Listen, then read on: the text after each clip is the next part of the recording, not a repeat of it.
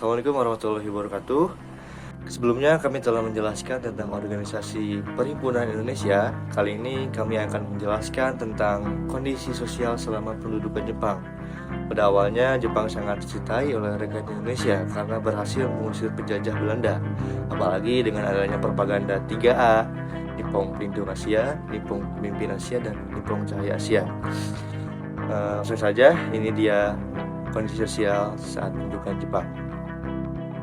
Saya Intan Putria. Di sini saya akan menjelaskan masa kependudukan Jepang. Nah, jadi pada saat itu penduduk Jepang menghadapi kesulitan seperti kendali dalam militer itu ketat dan kekurangan sumber daya, serta penderitaan ekonomi, dan penduduknya itu terdiri dari warga sipil, di mana pada saat itu diduduki oleh pasukan Jepang yang pada saat itu Perang Dunia Kedua.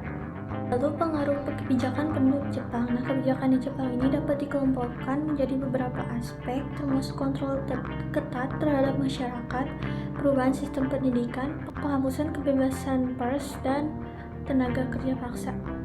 Oke, di sini ada larangan pengibaran bendera merah putih oleh Jepang.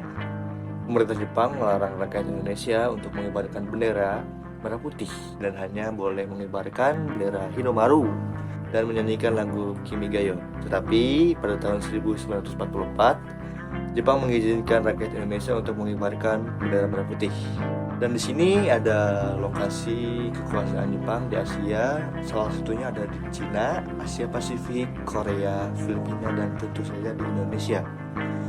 Jepang mulai menguasai Indonesia pada tahun 1942 dan mulai menginvasi wilayah-wilayah lain pada tahun 1930-an. Jepang bergabung pada aliansi blok poros pada tahun 1941 menandatangani perjanjian tripartit. Tujuan masa pendudukan Jepang di Indonesia. Masa pendudukan Jepang di Indonesia selama Perang Dunia II memiliki beberapa tujuan yang kompleks dan bervariasi, yang sebagian besar terkait dengan kebijakan ekspansionis dan strategis Jepang di wilayah Asia Pasifik, di antaranya sumber daya alam, ketahanan strategis, ekspansi imperialistik, kontrol ekonomi, manipulasi politik dan sosial, perang, propaganda. Selanjutnya, akhir masa pendudukan Jepang di Indonesia.